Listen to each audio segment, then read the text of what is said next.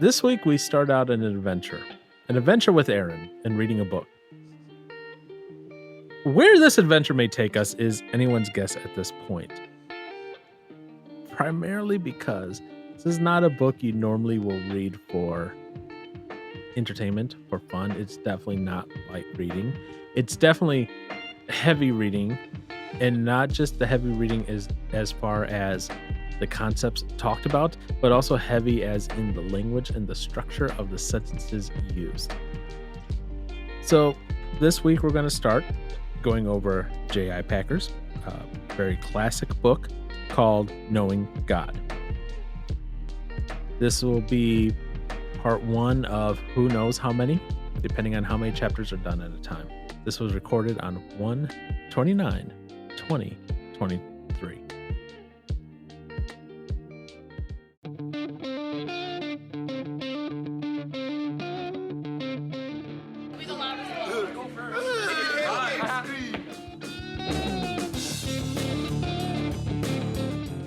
Hot water machine. Oh, there's a little redness of it. Oh! But yeah, it really hurt.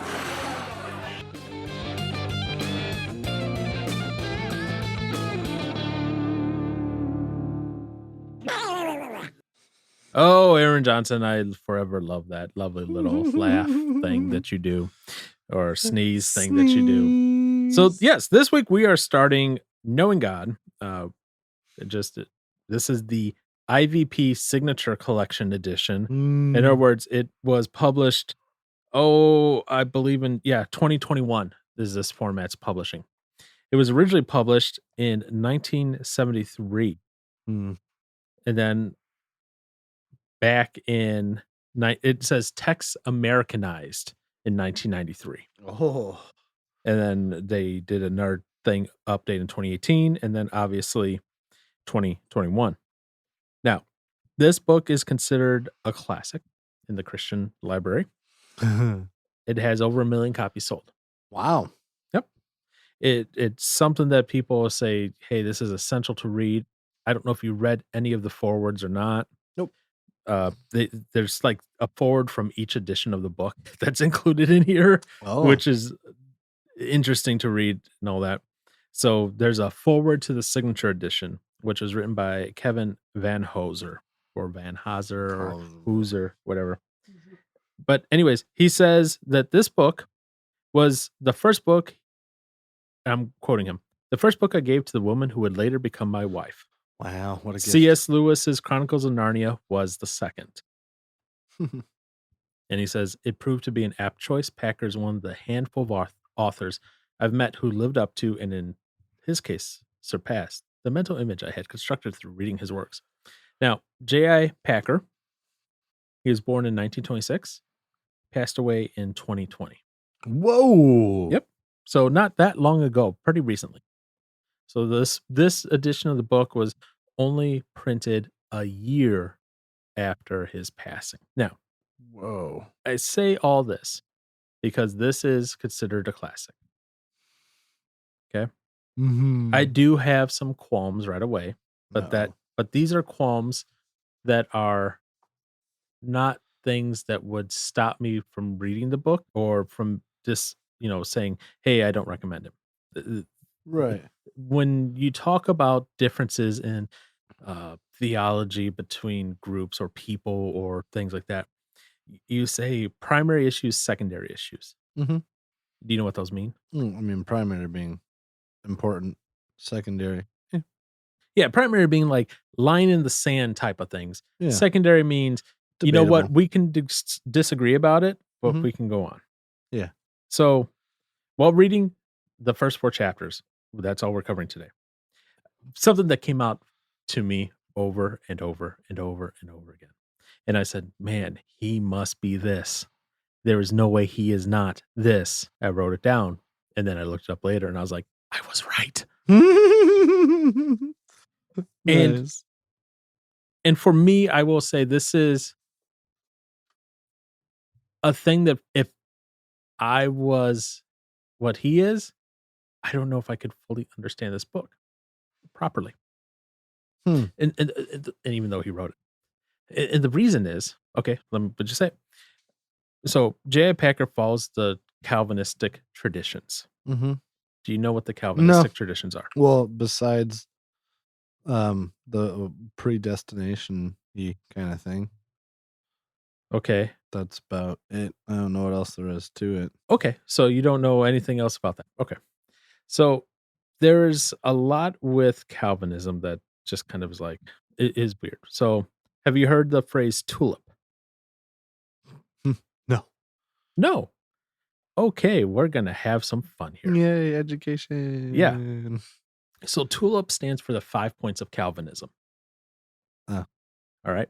So the first point, the T of tulip, Mm-hmm.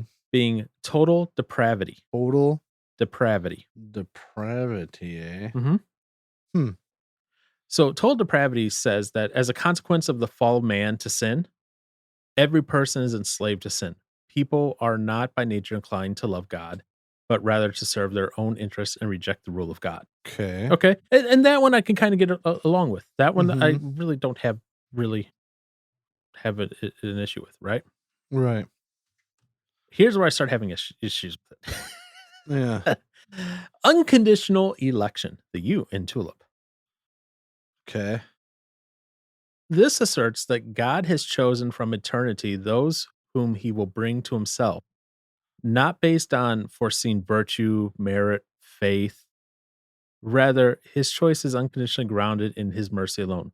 God has chosen from eternity to extend mercy to those he has chosen and to withhold mercy from those not chosen. This comes into the predestination, Yeah. chosen or not chosen, right? Right. In other words, Aaron, if you or I were not selected by God in whatever point in time to be given grace, extended grace to, there is nothing we could do, according to this. At that point, I just quote unquote live my best life and go reckless. But Yeah, but how would you know if grace has been extended to you or not? I know that's terrifying to think about. Yeah, but think about it this way also at the same time. Hmm. A person who is trying to live their best life, not their best life, but a godly life, Yes. right? A Christ following life. They think they're doing, according to this, they may not have grace extended to them. And even though they want to believe in Christ, they want his forgiveness, they want the salvation, they can't because grace hasn't been extended to them. That's I wonder, I guess, I mean, I can imagine there being obviously verses that lead them to have that belief, but I guess my thing with that then is, I mean, oh my gosh, that is so weird. Because then what's the point in, outreach and all that kind of stuff, Right. you know? And I have those same questions with people who are like hardcore Calvinists, right? So let's continue on. Yeah. So that's the you, unconditional election. In other words, you have no say if you're going to get the grace or not. Yeah. It's unconditional.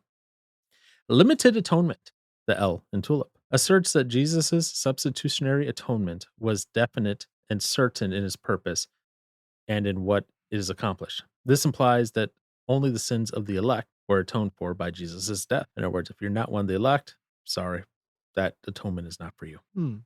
Irresistible grace asserts that the saving grace of God is effectually applied to those whom he has determined to save, that is, the elect, and overcomes their resistance to obeying the call of the gospel, bringing them to saving faith. This means that when God sovereignly purposes to save someone, that individual certainly will be saved against their will, regardless of what they want to do, regardless of, okay. And then the last P, perseverance of the saints, asserts that since God is sovereign and his will cannot be frustrated by humans or anything else, those whom God has called into communion with himself will continue in faith until the end. I am not, the only one I can even get on board with is the first The point. first one. And outside of that, guess what? I can't. I am nowhere near Calvinist. I remember having this conversation with a small group of mine when I had just moved back to Wisconsin. And the guy, and I'm friends with him still, Why? Just kidding. I'm you know, kidding. and it came down to, we had this discussion. It's like, who of you here are, Calvinists? And basically everyone raised their hand. And then he looked at me, he's like, "Then what are you?" I'm like, "Armenian in my theology leanings." Only because I that free will and that kind of speak it kinda is there from the Bible. Now, I am horrible at being able to describe the difference between the 2. Yeah. Mike Winger has done excellent video, actually sermon on the difference between Armenianism and Calvinism. Would recommend checking out if you Hmm. haven't or if you're interested in more learning about it. But anyways, that is my, like, going into this book, realize Packer is a Calvinist, Yeah. Okay. which means guess what? If you're not one of the elect, there's no way you can know God. Which I'm just like that's why I said early on, I don't know if I was hit a guy that followed in his theological bent, if I would even purchase this book because Yeah. there's no guarantee. That's so okay. So now you can, I don't know, respond however you respond. I guess one of the verses that came to mind when I was thinking of the whole, people will, I guess, want salvation and live and, do things for Christ in a sense, but then will be turned down. Mhm. The verse that came to mind was, "Not everyone who says to me, Lord, Lord, will enter the kingdom of heaven, but the one who does the will of my Father who is in heaven." Right. Okay. On that day, many will say to me, Lord, Lord, did we not Prophesy. prophesy, yeah, in your name, and cast out demons in your name, and do many mighty works in your name? And then I will declare to them, I never knew you. Depart from me, you workers of lawlessness. That is Hebrews. Oh no, where to go, where to go, where to go, where to go. Oh wow, I'm an idiot. No, Matthew 7:21 through 21 through 23. So So that's the only yeah, so and when you talk with a Calvinist, they'll use that as one of right. their I don't know, their proof texts. Yeah. But read the next part here. Okay, so build your house on the rock, verse 24 and on. So okay, I'll just read that whole little section. Everyone then who hears these words of mine and does them will be like a wise man who built his house on the rock. And the rain fell, and the floods came, and the winds blew and beat on that house, but it did not fall because it had been founded on the rock. And everyone who hears these words of mine and does not do them will be like a foolish man who built his house on the sand. And the rain fell, and the floods came, and the winds blew and beat against the house, and it fell, and great was the fall of it. Now, So, and yeah, so those 2 right there, right? right. So, you could use the "I never knew you" segment 21 through 23 as like, you know, as the hammer, to like saying, "Hey, this proves it, right?" This is what it says. But then you go down the next segment 24 to 27, Right. it's like, "Wait, wait, wait, wait, wait." It's saying those who do what I say versus those who don't do what I Don't. say. So it's people that are claiming that they did what was right in the eyes of the Lord, but truly did not. Right. And then, because even the section before it, 15 through 20, talks about the tree and its fruit. So beware of, okay, so yeah, I mean, beware of false prophets who come to you in sheep's clothing. That's another thing that Candace said that Crowder was a wolf in sheep's clothing. Yeah. Yeah, whatever. Okay, whatever. Bye, Candace. All right. 16. You will recognize them by their fruits. Oh, I'm sorry, sheep's clothing, but inwardly are ravenous wolves. You will recognize them by their fruits. Are grapes gathered from thorn bushes or figs or from thistles? So every healthy tree bears good fruit, but the diseased tree bears bad fruit. A healthy tree cannot bear bad fruit, nor can a diseased tree bear good fruit. Every tree that does not bear good fruit is cut down and thrown into the fire. Thus you will recognize them by their fruits. Gosh dang it, that'd be a great verse to say to a coworker. Because we were talking about how, as far as like, having the spirit within you as a follower of Christ kind of thing. And then the thing was, well, then how do you know the spirit's in you? And I was like, well, I was like, shoot, what? I was trying to think of like how to put that. I was like, I mean, because it's, you see, like, they're, I guess I was thinking of the word fruits, but I was like, yeah. Mhm. You'll see by, I was gonna say like the growth and stuff like that. but then I guess I just already imagine their comeback being, I was like, well, what if they're just a good person and just become better as a standard person, whatever, throughout time, and all this other stuff. Anywho, Yeah. So so I mean, yeah, there is evidence to prove as far as who is the real deal and who is not the real right. deal. And there is this theological bent between Arminianism and Calvinism, and it's been going on for a long time now. It's not going to be solved anytime soon because there's going to be people writing books on each side on why each side is correct and why each side is wrong. Blah blah blah. Yeah. Know that going into this book. Okay. Right. The other thing to know about Packer, and I didn't know this. I didn't pick up on this in his book at all. It's only I picked up because I started doing research on him, Mm-hmm. as I tend to do about things. Yeah. He is actually. Let me pull up my note here to make he- sure I have this correct. Carmenian? What? What? What? Or a Calmenian? He is a theistic evolutionist. Oh. So by your reaction, I'm going to assume you know what that means. Maybe. Well, all right. This is what I think you mean. Okay. Well, I'm guessing he believes in evolution, or that evolution was used. All right. But what specifically is theistic evolution? Well, okay, maybe yeah, I don't know. Lay it on me. What is it? Okay. I don't know what the theistic part is. Well, what would theistic be? I don't know. That's why I say I don't know what that is. God or God guided. So it was God using evolution. Right. God guiding. That's literally Evolution. as simple as it was. Okay. Wow. Yeah. Okay. Goodness. So he So- believes God did use evolution as a means to create. Right. So essentially, theistic evolution is the belief that evolution is real, but that it is set in motion by God, and that evolution occurred as biologists describe it, but under the direction of God. Now, Which, okay, yeah. within theistic evolution, there are some subcategories, Oh. as far as like it could be Big Bang theory, or it could be, God just subtly using the laws of nature to guide evolution. Okay. But yes, he is theistic evolutionist. So just keep that in mind. Interesting. Whether you're for that or against it, just keep it in mind. It's always good to keep in mind about the author, especially when you're reading a book about theology.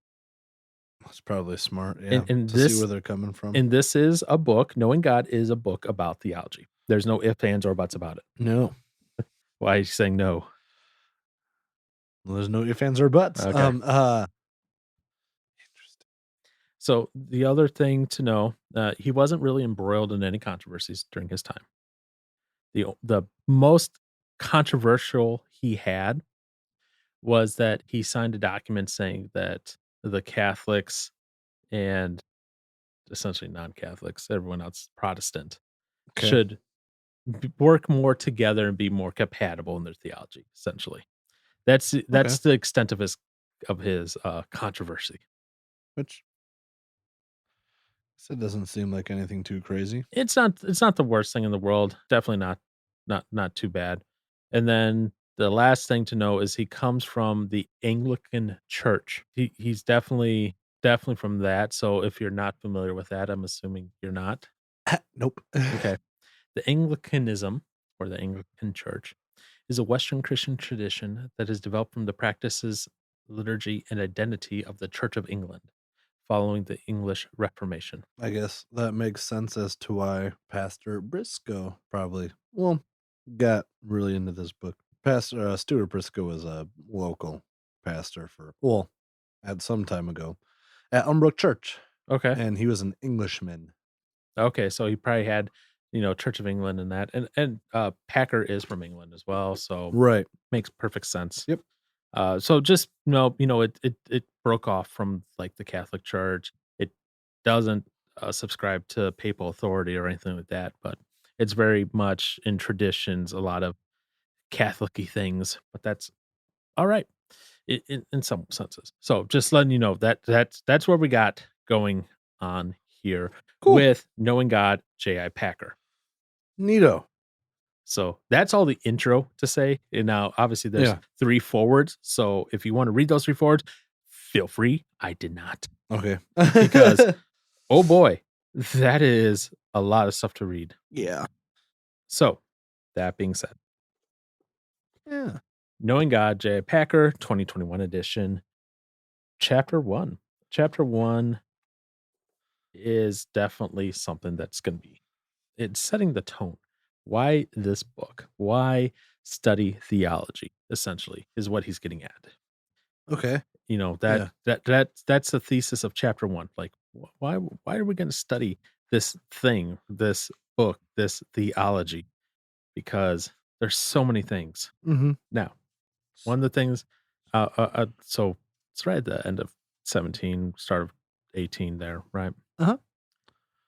And he's quoting at this point a sermon from a pastor back from 1855. It's a So long time the ago. language is a little bit, Different. yeah. So he's talking, the pastor is basically going on, why do we study theology, right? Mm-hmm. The highest science, the loftiest speculation, the mightiest philosophy, what can ever engage the attention of a child of God? Blah, blah, blah. He goes, but when we come to this master science, that is theology, finding that our plumb line cannot sound its depth and that our eagle eye cannot see its height, we turn away with the thought that vain man would be wise, but he is like a child, a wild ass's colt. And with solemn exclamation, I am but of yesterday and know nothing. No subject of contemplation will tend more to humble the mind than the thoughts of God. Now, Mr. Johnson, what is a Uh-huh. plumb line? Dude, I was looking up. I don't know. You don't know what a plumb line is? I mean, absolutely not. Really? The first thing that came to my mind was plumber. Okay. But no, yeah, I like looked it up and then it had it separated. So I was like, wait, well, the plumb and line word separated. So I was like, That's for pronunciation help. it So didn't. Oh, okay. a plumb line. Mm-hmm. So it'll separate for pronunciation, but it'll be together for that's the word. Oh, well, I would show you on my screen, but I'm not going to turn my computer around right now. Anyways, a plumb line is a line with a plumb attached to it, used for finding the depth of water or determining the vertical of an upright surface. In other words, you use a plumb line to find out how deep Yeah. something goes in the water. right. Yeah, literally when I was typing it out in the computer and I went to go hit enter, it like separated plumb and line when I hit enter. Interesting. And okay, but all right.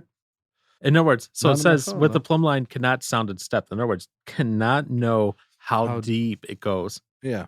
And their eagle eye cannot see its height. In other words, we can't see how high it goes. Right. Yeah. I was like, huh. It's referencing the wonderfulness that it says in the Bible, east from the west. East to west, yeah, and there's And this was written. This message that it's talking about was given by C.H. Spurgeon, another one that's a famous guy in theology terms. And apparently, he was only 20 years old at the time when he wrote that sermon that's in this book here. That little chunk of the sermon. wow. Yeah.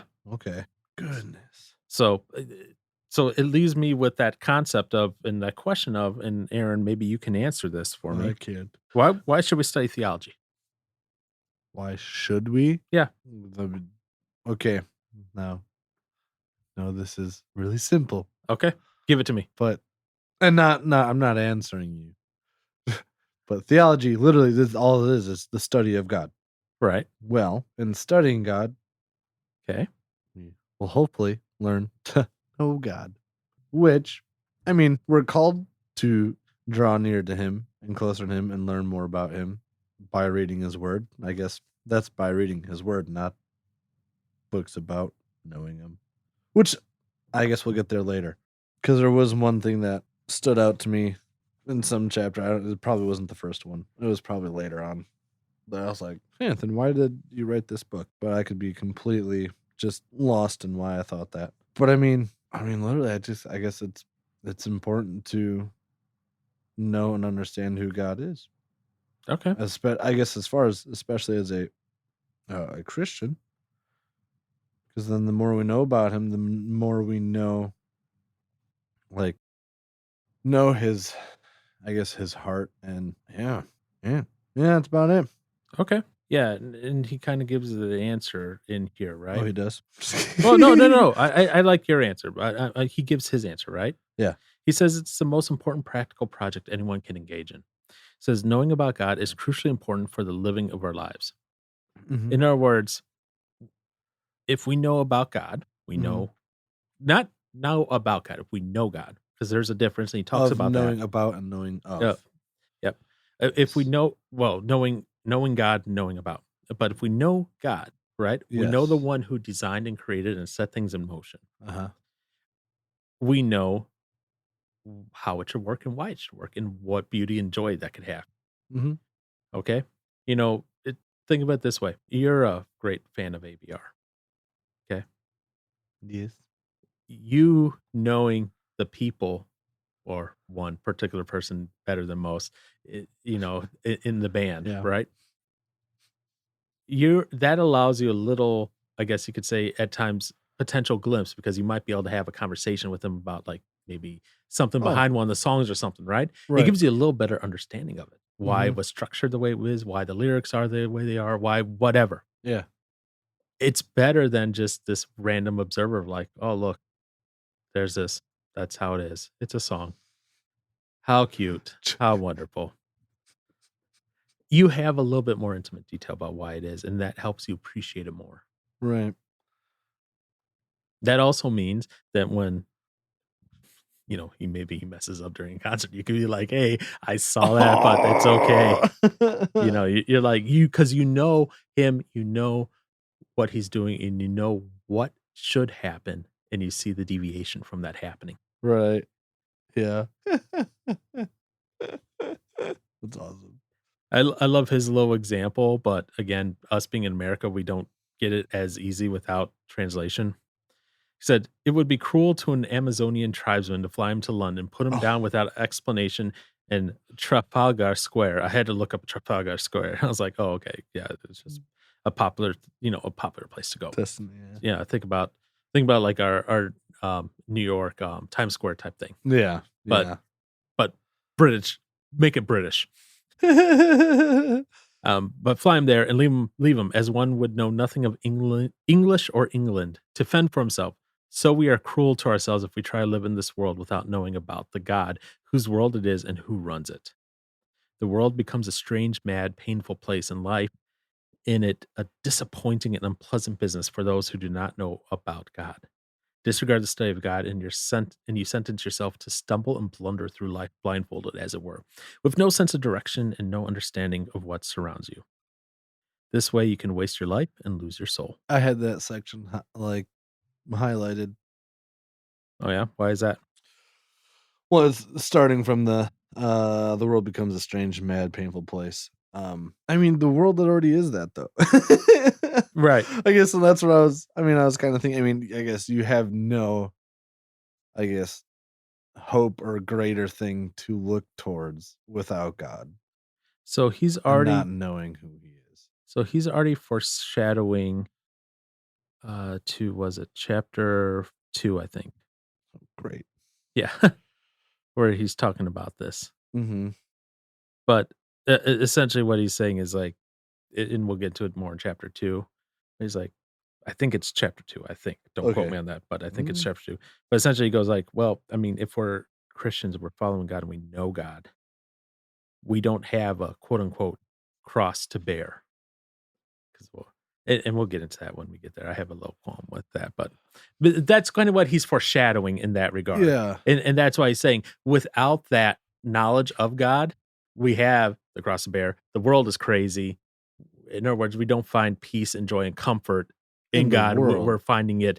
We're trying to find it in the world, Oh. which is going to cause us pain and sorrow and all this other Oh, stuff. with not knowing who God is. Yeah, Yeah. So what in your mind is having a cross to bear? that could be that can be a wide range of things. That's not a necessarily a one size fits all sort of deal. That could be something that Well, okay, yeah. so this could be anything from what like maybe something that like Paul considers the thorn in his side. We don't know exactly what it was, or as a mental issue, an actual physical thing, or whatever. Right. It could, Oh, yeah.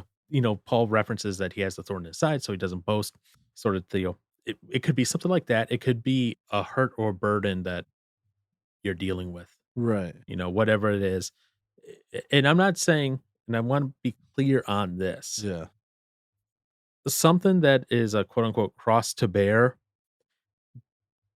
should never be long term permanent thing.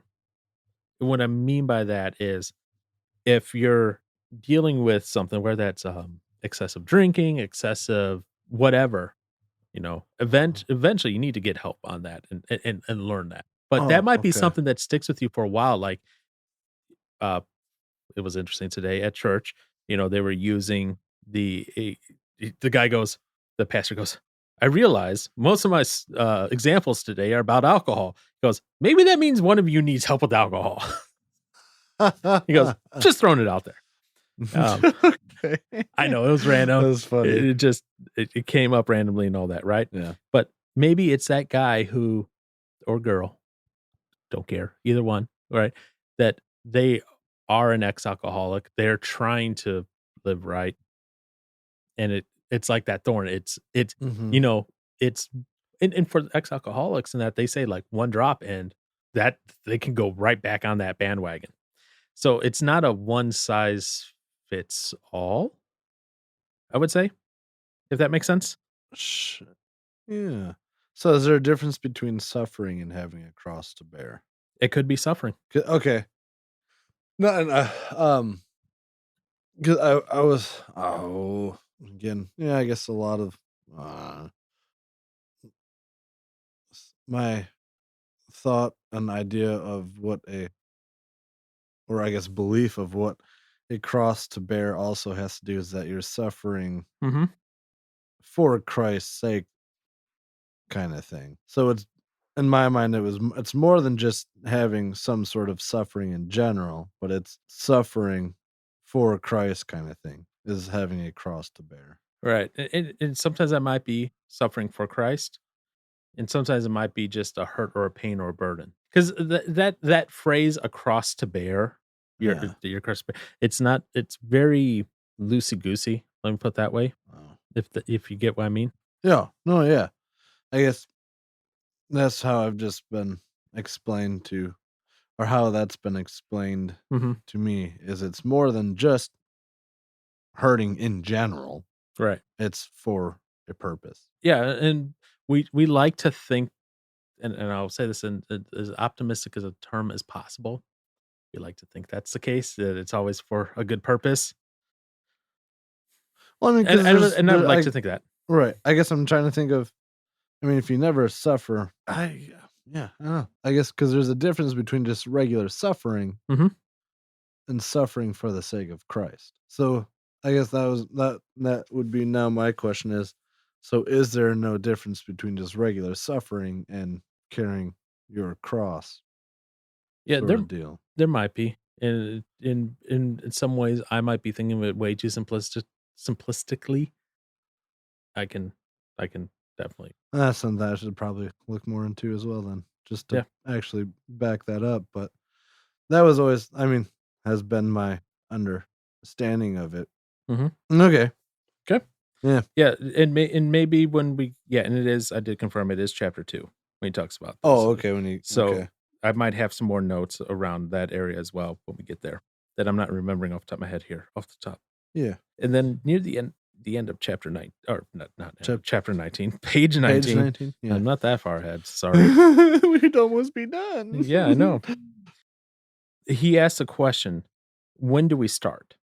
In other words, he says, some people are in a storm, basically, he says right now, where that storm be, you know, chaos in our lives, whether it be something's wrong, whether we're just busy, whatever. He goes, some of us are in a storm. He goes, that means we have to set out in it. And the doctrine of God is is the storm center. And do you know what that means? It's the storm center. That's the calm part of the storm. Right. Exactly. So, like, think of the hurricane, the eye of the hurricane. Mhm. It's that nice calm spot, Mhm. right? So he goes, "What do you do? How do you start?" He goes, he says, "If we postpone our study because of the storms, we'll never we'll never get better, we'll never head out, we'll never Right. begin. If we're looking for things to be perfect, it's never going to happen. Nope. So it's like, all right, just as you youngins like to say, just do it. Stop.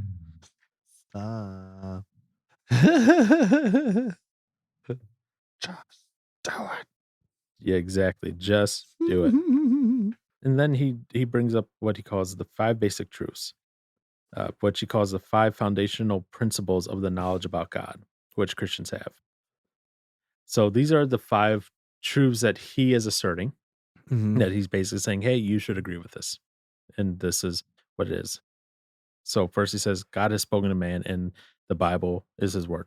Great. God is Lord and King over his world. He rules all things for his own glory. Great. I'm not reading the whole things, by the way. Yeah. I was like, wait a minute. Yep. God is Savior, active in sovereign love through the Lord Jesus Christ to rescue believers from the guilt and power of sin. Yep. God is triune. They are within the Godhead, 3 persons, the Father, Son, and Holy Spirit. And the work of salvation is one in which all 3 act together. Godliness means responding to God's revelation in trust and obedience, faith and worship, prayer and praise, submission and service. So I was like, all right, yep, okay, we're good on the 5 points so far. Yeah. By the way, on page 19 is when I first started going, Calvinism. Yeah, I see a little. It was when I turned to that page and I was like, just skimming through. I was like, oh, there's the word right there. Yeah, Like, hi. that was the first clue that I was like, okay, but that's all right. That's okay. But then he, keeps going on. And then he brings up the Westminster Shorter Catechism. In the Westminster Shorter Catechism, question 4 is, what is God? I find that interesting, that question. What is God, not who is God? But then as I think on the answer, I go, okay, I get why they say, Makes sense. what is God? Mm-hmm.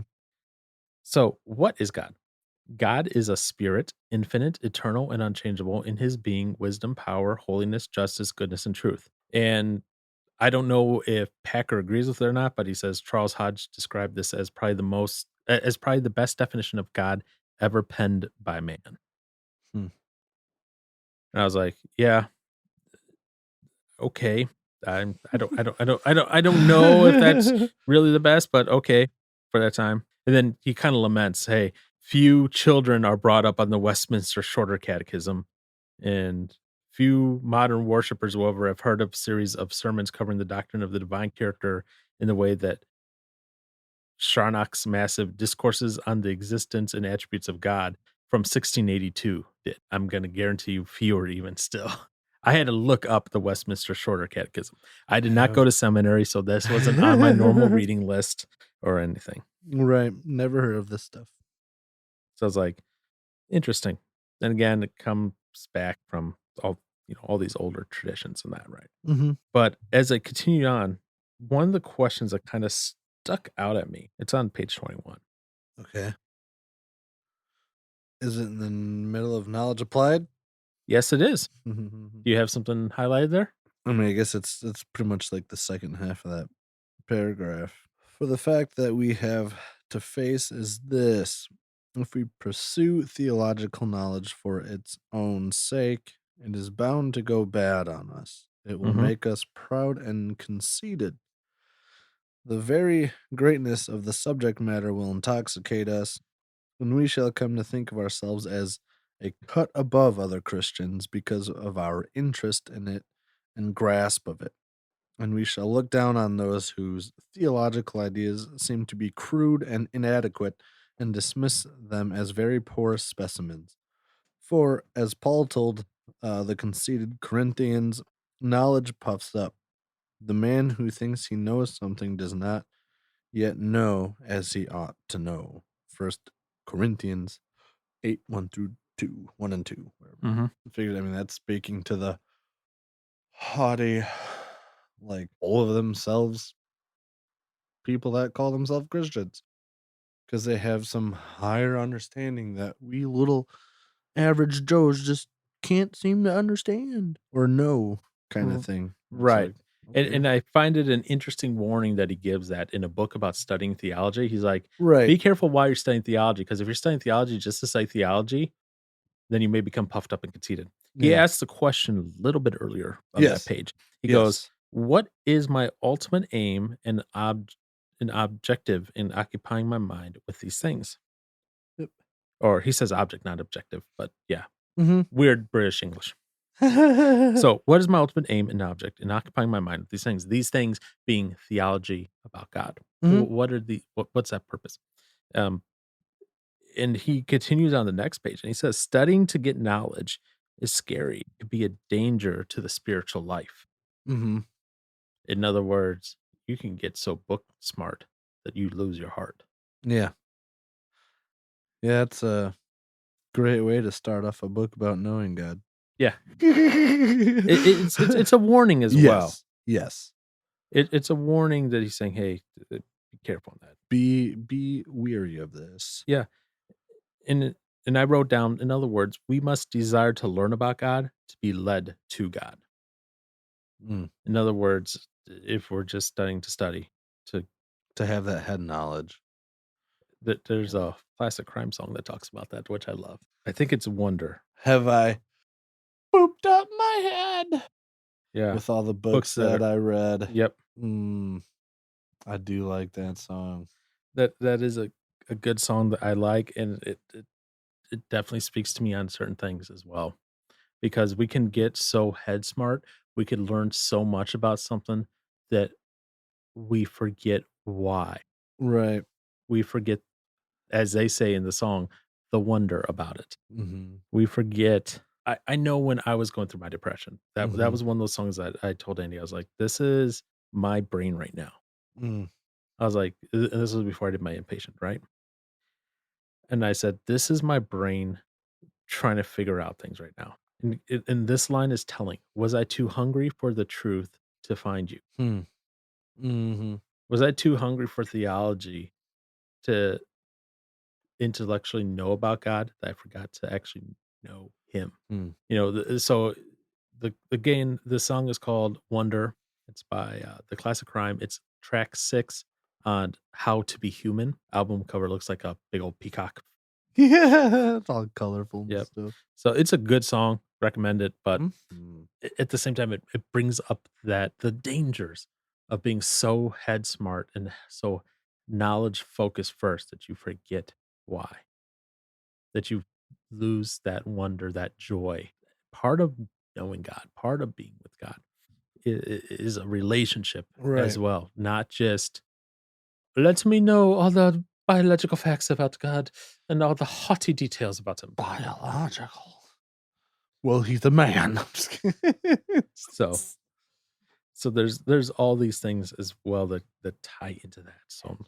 So that's why I said, yeah, it's a good song that fits right with it. I'm glad you brought that song up. It's been a long time since I've heard that one. I mean, it didn't make me have second thoughts about, really I guess digging into the Bible. I guess I get more. But it did it did put me back a step and be like, "Oh, why have you been wanting to?" I was like, "Whoa." So I mean, I guess it did make me just double check with myself and to see Mhm. as far as motives, and just so I can have responses either like back to people and whatnot, or just to I guess one up them. Not but just have an answer for them and be like, this is why. And I mean, they're just gonna come up with another thing. Well, what about this? I'm like, "Chow." So I don't know. So I wish everyone could see you right now when you did that. Soon-ish, maybe, who knows? I don't know, whatever. There's definitely times where I'm just like, am I just doing it so I look, I guess, literally as I guess to what it was warning about. So I look like I'm knowledgeable in something at least. Good reminder not to I guess yeah, be studying for the The wrong, wrong reasons which is a good way to start off again a book with the book. Yeah. about studying theology. Yeah. Now that's the end of chapter 1. I didn't have anything else. I don't know if you No, did. no, that's all I had. Okay, chapter 2. This is where we're going to start talking about the crosses thing. Yeah. Because he actually talks about it on top of page 25. What? Yeah. Okay. Yeah. Was I wasn't asleep reading this, I swear. All right. So it's the first full paragraph. So he goes this, and then I'll say my comment. Mhm. He goes, nor, I think, would many of us ever naturally say that in the light of the knowledge of God, which we have come to enjoy, past disappointments and present heartbreaks, as the world counts heartbreaks, don't matter. For the plain fact is that to most of us, they do matter. We live with them as our crosses, so we call them. In other words, so he's saying what our current heartbreaks or our current pains, that's what he's in this referencing calling our Our crosses. crosses. At least that's how we Yeah. refer to them. Yeah. Yep. And he says, constantly we find ourselves slipping into bitterness and apathy, blah, blah, blah, blah. Right. Mhm. The attitude we show to the world is a sort of dried up stoicism, miles removed from the joy unspeakable and full of glory, which Peter took for granted that his readers were displaying. 1 Peter 1:8. Poor souls, our friends say to us, how they suffered, and that is just what we feel about ourselves. In other words, we live with our heartbreaks and our crosses to bear, Mhm. and we suffer instead of living in joy. That's what I wrote down. Right. Yeah, yeah. I guess I'm probably thinking the same thing. But so I guess is it I mean, is he basically just saying like what we kind of like throw a pity party for ourselves kind of thing or what? Yeah, in a In way. some sense. Yeah. And what he's also getting at, and he kind of continues on here in the next paragraph here, where he says they never brood on might have been. So okay, so we'll go back a second. It goes, Uh-huh. but but these private mock heroics, that's what he calls, you know, bearing your cross for your burdens, where have no place at all in the minds of those who really know God. In other words, what he's saying is anyone who really knows God won't let a current hurt or disappointment or something like that come and be something that gets you down. In other words, Right. he goes, they never brood on might have beens. They never think of things they have missed, only what they have gained. Okay. Yeah. I mean, I guess I wouldn't say never, but Right. And I get what he's getting at, right? right. You know, in a perfect world, oh, okay, I'm a Christian and I am never going to do this. Okay. I get that. And but I'll add this, and what I'm adding obviously is not in the Bible, so it's not, biblical in that sense. So, take it with a large chunk of salt, a large grain of salt. Okay. Do with it what you will. All right. There are things which a person may suffer from due to maybe mental health issues where they do. Like I know personally for me, and I'm not trying to say what I'm trying to make an excuse for myself. Okay. I know me. Mhm. I know as much as I try to live what God says, there are times when my brain just is stuck in a broke mode Mhm. and it will think on things of might have beens or it the worst is, and I know I was talking with Andy about this the other day, Mhm. is the racing mind thing where it just creates all these improbable scenarios that always go wrong.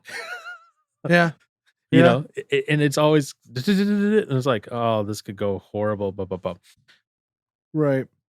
And for some people that may be beyond their control. Just sometimes it's now there are things that I can do, I will fully admit, to make it to calm that down. Yeah. Okay. It's There are things I can do to make it better mhm. and not and no, I can't dwell on it. But there are times when it just happens and I have no control. If Yeah. I'm being fully honest. So the thing I would add to that is if someone, and again, you got to remember when this was written. This was written Right. This is l- long this ago. was written a while ago. But you got to remember if you're someone dealing with mental health issues or stuff like that, or where maybe your mind is always doing those things, the A, do some self-reflection to see if maybe there is something that you're doing yourself which is causing you to dwell on those things, you know. Right. But at the same time, B, if this is something where it's like, you need medication control it, don't beat yourself up because Oh, but there are gonna be people who who are would. imagine people saying something to the fact of you need more prayer and not pills. Yeah, yeah. I have heard that comment before Yeah. multiple times actually. It still ticks me off to this day. Oh, 100%. Because it's I mean, to say that I mean, yes, miracles can happen. Sure, that can happen. If you can go forth with prayer and stuff, maybe you're miraculously healed. It can happen. I would love that, by the way. Right. On multiple things, by Right. the way. But like I guess I don't understand why God would ever be against a Christian or well, one of his children to take something to help fix what's just physically and literally broken in their body. Like you go to the doctor to get fixed. Right. What are you just gonna pray a broken limb away if you went out and got hit and broke something? Definitely not. You go to a doctor. And I fully get that, and I Yeah. fully understand it. Unfortunately, there are some people that, they don't grasp that mental health specifically, Mhm. let's say, because They the don't other stuff understand it. the other stuff you can see. If I have a That's broken arm, you're gonna see my arm just hanging there, at right. the thing and be like, "Oh, look, there's bone hanging out. Yeah, something's wrong. Oh, blood. Yeah. Oh, he can't move his hand, blah, blah, blah." Physically, something like that you can see. I get in car accident, you're gonna see me in a cast, Yeah. or whatever.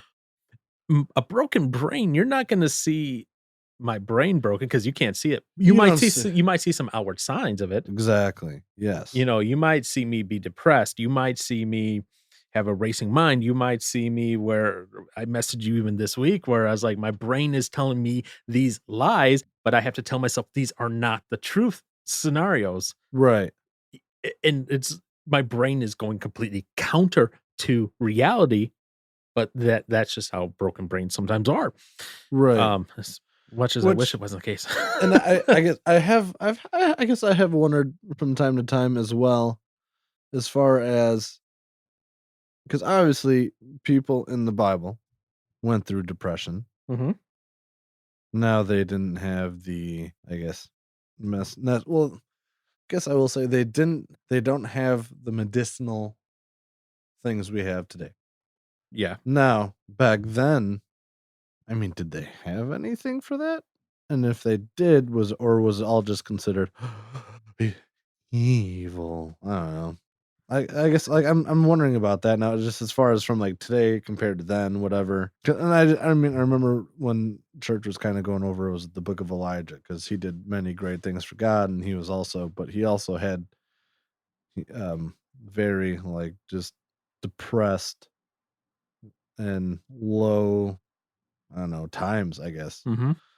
with himself. Yeah, this was a guy who just did what? False Priest, where he just basically slaughtered them all. He had this Oh, big, yeah. big moment for God, proving God, and then he's like, "I want to go into a cave and die." Right. So it's like depression and stuff has been, I mean, around since the fall, kind of, Yeah. because to a point, I do believe, obviously, also in spiritual, like being spiritually depraved, and where if you're not connected with God, I would imagine to some Mhm. degree you are more susceptible to having some sort of depression. Because then also, I mean, yes, with having belief, faith in God and whatnot, and believing we're saved, I mean, we do have that hope of heaven and that one day we'll be spending, well, in eternity with God and whatnot, and that's glorious. So I guess, I mean, but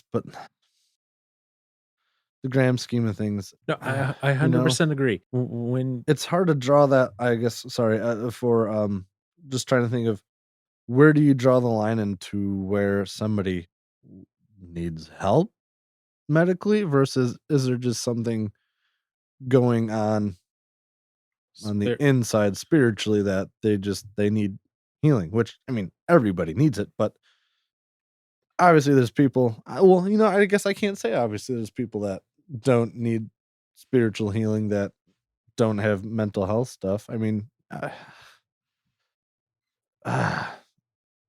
I guess if there's are there people that are completely okay as far, I mean, obviously they're not spiritually right with God and whatnot, but I mean they can live a happy life and be just fine at and not have obviously like mental health issues, but I guess at some point they've got to have something that's hurting deep down, and they just go from one thing after another. Thoughts? All right. Take it away, Paul. Take it away. All right. So first thing I'll say, Yes. when you were saying, that, some people, it maybe is medical, some people maybe is spiritual. That is definitely the case. Mm-hmm. Okay. I will never deny that that cannot be the case. Now, the question that you asked, which is an interesting question, which is at what point do you decide kind of like what is what Mm-hmm. and where it is? Yeah. That's kind of like a catch 22. Okay. Do you know what a catch 22 is? I don't know how to put it into words, but like, say it. So a catch 22 is a situation from which there's no escape because of mutually conflicting or dependent conditions. Okay. In other words, in this situation, right? Yes. There might be a spiritual aspect of it, Mm-hmm. but because of that spiritual aspect of it, you like, okay, let's just say me, okay? Mm-hmm. Let's say I'm depressed at this point in time. There may be a spiritual component of it, but because I can't get myself mentally straight out of that depression and gloom, I can't get myself spiritually going in the proper direction. Mm-hmm. In other words, like it might be spiritually based, but it's affecting my mind so much that Things are out of whack. out of whack. Whereas now, if I can get maybe some medication to get myself stabilized for a little bit, then I'm able to not have to worry about the mental side of things, physically, and then I can start working on myself spiritually and then get better that way. And then I Mm-hmm. can wean off the meds. And I guess, and I also, now that you say that, the thing about it's like, it's just a form of you taking care of yourself. Right. Exactly. 'Cause So go on. I remember when we had an episode kind of where we talked about, how mental, spiritual, and physical health kind of all work off of one another, Right. kind of thing. So, I mean, if one is really hurting, then it's going to have an impact on the others. It's going to be a catch 22 situation for you.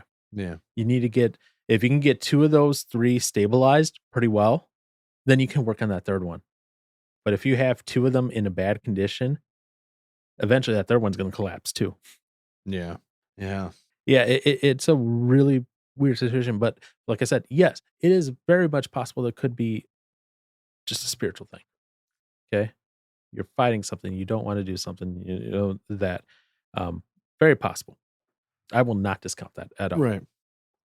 Because, I mean, yeah, there is a spiritual war, going on around us all the time. So, Yeah.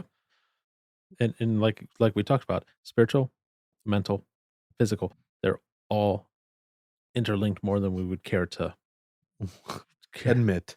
care to admit. And when one is impacted, the others are impacted. Mm-hmm. Yeah. So yeah, it's one of those things that I like I said, I get what he's talking about in this chapter here, but I put my little caution label on it. Like I get it, but let's be realistic in the fact that now we are, what, almost 50 years, Later. Right. almost 50 years later, we've learned a lot more about mental health and people have been addressing it a lot more recently. What?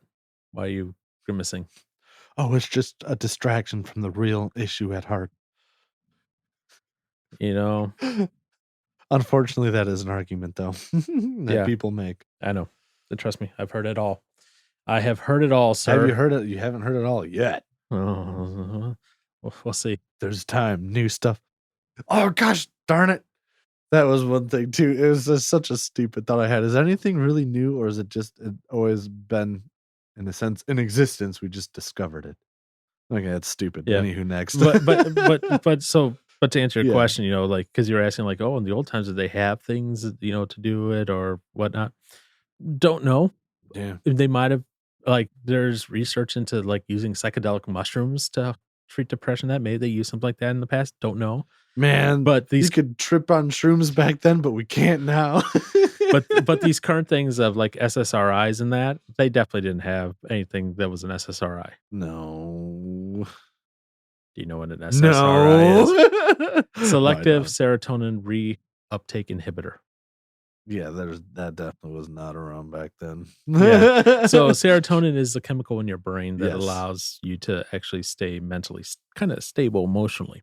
Mhm. And the SSRI essentially prevents your body from absorbing it, so that way you have enough in you to stay stable mentally. There's gonna be a song I'm imagining you have heard. I'm gonna look it up and I'll show it to you afterwards. But Yeah. so there's a song I, that is about serotonin. It's like I'm running low on serotonin, da, da, da, all this other stuff. Mhm. So I'll play. I was like, I'd imagine you've heard it, so I'll play it for you later and see if you've heard it. But yeah, when I heard that song, I was like, oh, they're talking about brain stuff. It's like Yeah. nice. It's interesting. As soon as I type that in the search bar, I found some stuff. I don't know if it's whatever it is, but yeah. We'll check on that later. Yeah. Yeah, So, anyways, back to the book. the book. Yeah. We got this. Yeah. Yep. So he goes then and talks about how, basically don't dwell on these things. He goes, because what person, normal person, nostalgically dreams of manure? Well, Have you met our society? I was gonna say, but he was around till 2020, so Yeah, but he didn't update the book. So no, right? Yeah. So so then we go on and we continue on to the wonderfulness of this book. And he says something that is profound here at the start of page 26.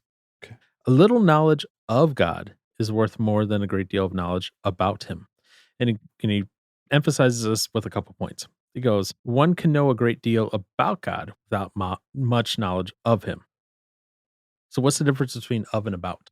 Well, from my first reaction, the whole thing,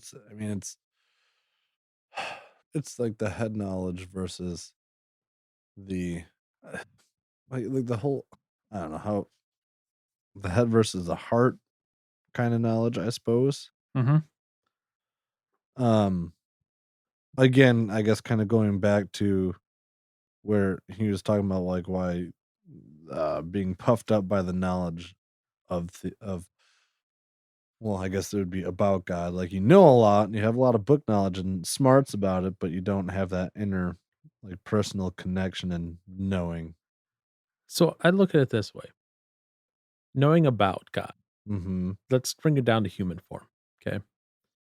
Knowing about Aaron Johnson, his favorite color is orange, or one of his favorite colors, I should say. Aaron, he likes his motorcycles and his drums and his guitars. Okay. These are things that are known about you, right? Knowing of What? Aaron would be, why is orange one of his favorite colors? Right. Why does More. he like this motorcycle brand over the other? Why is he such a fan of this particular drummer named Matt?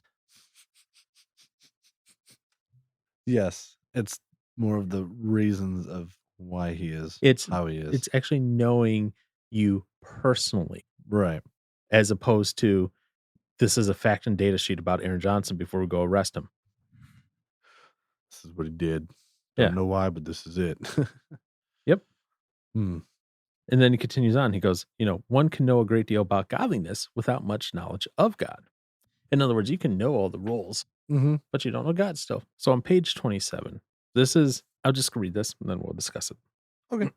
The question is, can we say simply, honestly, not because we feel that as evangelicals we ought to, but because it is a plain matter of fact that we have known God, and that because we have known God, the unpleasantness we have had or the pleasantness we have not had through being Christians does not matter to us. If we really knew God, this is what we would be saying. And if we are not saying it, this is a sign we need to face ourselves more sharply with the difference between knowing God and merely knowing about him. Giving you a moment to digest that. My brain. It is a very long sentence. My brain's slow. So that whole thing was just 2 sentences. Yeah. I don't like how this is written. Written in British styles and sensibilities.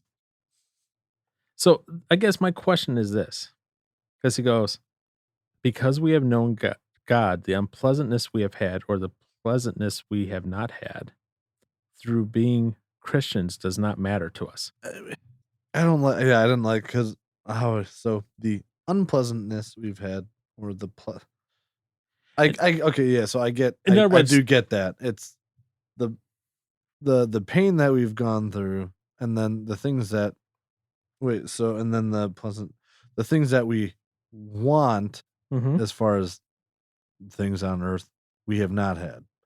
like some of us haven't had all the comforts that like, oh, that would be so cool to get, or all that kind of fancy stuff. But then also with all the hurt that we've experienced. I mean, as a Christian, does that matter to me? Mm, no. I guess, yeah, no. Why would you have? So I had 3 words, but I'm gonna expound upon them here. Okay. Okay. Literally, I had these 3 words, and you can check my notes if you want to. Is this bull? Is this And here's why. Okay. Mhm. Here's why.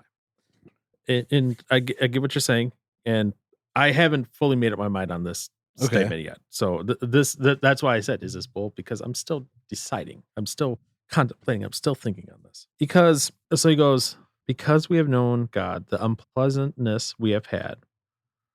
Okay, and that unpleasantness can be anything. Right. That could be a, a deep issue, you know. Right. It could also be a minor issue. Doesn't Mhm. matter. And that because or the pleasantries that we have not had. Now that one I'll agree with a lot more on. Mhm. Um, because I'm like, okay, yeah, I don't have all these things. That's fine, whatever. Um, through being Christians does not matter to us. It's the unpleasantness we have had. One that gets me, Okay. and here's why. And here's why I say that. And it's not so much that I'm like, oh, I've had these things that have happened. Oh, she's Louise, God, whatever. Yeah. I look at it more along the lines of those things that go on, those unpleasantness things, Right. however you want to put it. The reason I say in my mind partially that goes, well, maybe it still does matter is not because I'm upset or like, well, why did you let me go through this, God? Mhm. It's like, okay, I've went through this or am going through this or will go through this in the future because Right. life is not guaranteed to be easy, right? No. Well, it's not gonna be. You're right. The only reason I say I'm contemplating like, does it matter or not is not because I'm like feel shafted or insulted or anything like that. It's important because that's part of my testimony that I can then use for others. And I think that when I talk to others, maybe going through the same thing or similar thing, may Mhm. help me connect. And in that way, I'm like, because this goes back to that whole concept of do you meditate on dung sort of thing, deal. So it's going back and reaching back to that. And so I'm kind of like, no, I don't meditate on it, but it is a part of me. And it is something that can be used to bring glory to God if used in the right capacity. So that's why I'm like, I sit there on that. And this is maybe where some of that Calvinism, Arminianism fight in me is going on with this book, Yeah. you know? Yeah, yeah. And so that's why I was like, I get the pleasantries we have not had. Fully on board with that, but it's the unpleasantness we have had because when done right, when used right, it could be highly beneficial for someone else as well. So, Is that what I guess I'm wondering, is that what he's trying to get across there? yeah, and I don't know. That's 'Cause I just figure in regard yeah, just, for where I took it, or I guess where my mind took it was, it's just literally saying no matter how good or how bad of things we have in here, it's like we're fine with whatever it is we go through, whether it's good or bad. yeah. See, Um, if it was that simplistic, right. I would agree with it. But my mind's not Yeah. thinking that simplistic because here's why. Because down below the evidence of knowing God, right? Right. Okay. He says, when people know God, losses and crosses cease to matter to them. What they have gained simply banishes these things from their minds. Like that's where he's continuing on, like basically like, oh yeah, you had this, whatever, it's gone from your mind. I'm like, is it? Hmm. You know, it's not this little chunk in isolation. It's this chunk with the rest of the chapters where I'm kind of, I guess, me personally getting hung up a little bit Right. Okay. because again, I'm going to come back to. I'm not trying to use an excuse, but I'm just using it as an example, right? You know, for the longest time, October to December was just a pure living nightmare for me. Mhm. You know, I'm sorry, but that loss, that cross, that whatever never left my mind. I wish it would have. I wish it really would have, but never did. It still doesn't, but I've learned now how to cope with it. Okay. You know? And that's I'm like, Yeah. I'm like, I wish it was as simple as this. That's kind of where my hang up is, if I'm being honest. Right. Huh. But that's what I said. I'm still not fully like decided on it, on how I feel about that Mhm. these kind of statements taken together. Right. I think I get what he's going at here, but at the same time, it's gonna take me a little more time to process and think on it. Yeah. That doesn't mean you have to Well, I agree with guess. me at Oh, all. well, no, You can fully yeah. disagree. You can No, fully disagree. because I see what you're saying when I guess like when you started to explain it more. I guess I was just seeing it as a much more simplistic, just kind of thing. And see, whereas my brain is trying to cross connect the chapter as a whole. Right? Yeah. And my brain is not that complex to do that. At least not yet. Because yeah, I was literally just reading it as well. No matter how bad or how good things get here, it's fine. Like I guess that's not. I'm not concerned on. Now, do I want things to get super bad? No. No, no, But no one obviously ever nobody does. ever does, right, yeah, but it's like, I would hope at the end of the day if if it's related to or has to do with, like, Christ and that matter, and that's why I'm suffering, alright, let me suffer, but, Right. like, in that regards, like, it's, eh, if and when I'm suffering, Oh, I yeah, might be crying and whining and acting like a little baby a little bit, but yeah, or exact. a big baby, During but, the time, it's never pleasant, right? I no, get that. right. So, It's the reflecting afterwards sort of deal. it's like, it's okay. Well, I guess that's to look at what and I guess that is one of the wonderful things of Christ coming down in human form is where he l had to go through I mean, there's nothing he hasn't been through that Right, he can't relate to with us. right. So, in that regard, that's is a little encouragement to be like, "Alright, we can do this." Yep. And I'll fully admit, I'm not a theologian by trade, so, these are just my thoughts on it. And Right. and and I wrote on here, that whole segment is like, "When people know God, losses and crosses cease to matter," and I just wrote, "Really?" That's what I wrote to myself. I was like, "Really?" As a thing of, I need to think on this more. Yeah. No, absolutely. As far as, like, yeah, ceasing to matter, it's like, uh, yeah, I guess that So, that's part of his thing of saying evidence of knowing God. mhm. That being said, the next 2 tests, notice I said the next 2, um, 'cause there's Yes. 3 tests. I'm like, "Oh, yeah, the next 2 are all great," Oh, there's uh, 4? or whatever. There's at least 3 there's 4. 4, yep. The 3rd one I have a comment on, not issue with, a comment on. So, like, the first one, "Those who know God have great energy for God." Yeah, I agree. Mhm. "Those who know God have great thoughts of God." Yes, I I have no qualms with that one at all. No. Okay. "Those who know God show great boldness for God." On the surface, yes. On the surface, like, if I just read that one line, I'd be like, "Yes." Right. Okay? Okay, so where does he No, like I said, I have a comment. I don't fully disagree. I'm not like, "Oh, this book, throw it in the fire." Right, whatever. burn it? I'm getting over what his overall idea is here, right? Right, okay. So, what is it here? Uh-huh. This is the last paragraph of this. "This was precisely the spirit of Daniel, Shadrach, Meshach, and Abednego." In Mhm. other words, what he's talking about before is them not bowing down to the statue. Mhm. We must obey God rather than men. Yeah. Okay. "It is the spirit of all who know God, that they may find the determination of the right course to take agonizingly difficult, but once they are clear on it, they embrace it boldly and without hesitation.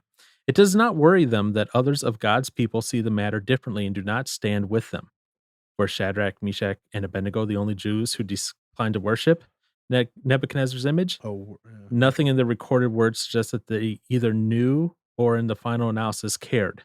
They were clear to what they personally had to do, and that was enough for them. By this test, we also know the measure of our knowledge of God. So that's what he writes in his book, right? Okay. I wrote, in general, I get it. I get what he's getting at, and I agree. I'm just have a comment. Okay. I'm just commenting. I said, I get this, but to the extreme, it can be dangerous. If you're taking a stand alone and other believers are urging caution and you go, nah, I know what to do. And you go alone and I'm going to stubbornly do it alone. Danger ahead. Oh, okay. That's what I said. That's what I said, to the extreme. Yeah, right. To the extreme. I'm not saying in general it's bad. I'm just saying to the extreme, you got to be careful. If other believers around you are giving you caution. Right. Well, yeah. So in that instance, it's being other people that share the same belief as you are warning you against something versus obviously in this situation, everyone's just bowing down to obviously a false god. and that's the example he uses. And, Right. and I go, the argument of using Shadrach, Meshach, and Abednego, the only Jews that refused to worship the image, to me, honestly, it's a bad argument. It's not stated if this is the case or not that they were the only ones, which he obviously applies, right? While this is true of important things, such as, hey, Aaron, guess what? You got to bow down to that golden calf over there, right? Like I wrote here, think worshiping another god. Yeah. But what happens when this is misapplied? This is a danger. When I say misapplied, I'm not talking about worshiping another god. I'm talking about, and I'm trying to skirt around some things here.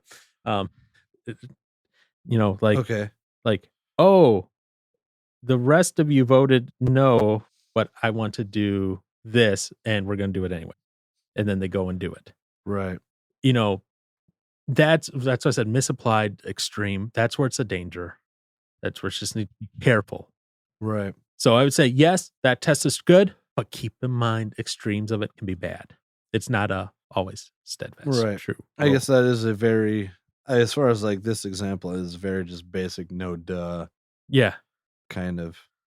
It's the basic no duh kind of example, but at the same time, you have to be careful because no duh examples can be used for a lot of things. Right. Yeah. And that's why I said that's my comment, not my criticism of it. Or that the last test, which is those who know God have great contentment in God, which I was like, yeah, I agree. I agree with that. And this is where I have my amen written out. Okay, where do you have your amen written I just out? like the little, like the poem-y thing. I like that a lot. Lord, it belongs not to my care whether I die or live. To love and serve thee is my share, and this thy grace must give. If life be long, I will be glad that I may long obey. If short, then why should I be sad to soar to endless day? I was like, ooh. I like that second half. I was like, hot diggity. Yeah. Which, I mean, just goes to Paul's thing, to live as Christ and to die as gain. Gotcha. Pretty much. So just so you know, that is a hymn. That's a hymn? Yep. Oh. I wonder if maybe this was originally a poem that then turned into a hymn, because I don't see that Lord, it belongs not to my care verse, unless there's different versions. Right, maybe. The second part's the main part I really like. Yeah, so. that is the verse 1 of the hymn. Oh. It's called Lord, it belongs not to my care. Nice. Richard Baxter was as an Anglican priest from 1615 to 1691 he lived. Wow. So. Oh. Wow. He coined the term mere Christianity, which C.S. Lewis adopted for his classic work. Wow. All right, so that ends chapter 2, sir. Wow. Why? Wow. Flying through this, you know? Yeah. See, not as painful as you thought, huh? Oh, it's painful. Just kidding. Really? No, I'm kidding. Thank you for joining us on this week's episode of Use Your Words Podcast, where we covered chapters 1 and 2 of J.I. Packer's book, Knowing God. Part 2 will come out in 2 weeks, and we'll be covering chapters 3 and 4. And then we should be doing about 1 episode a month going forward, covering 2 to 3 chapters each month. Thank you, and see you next time.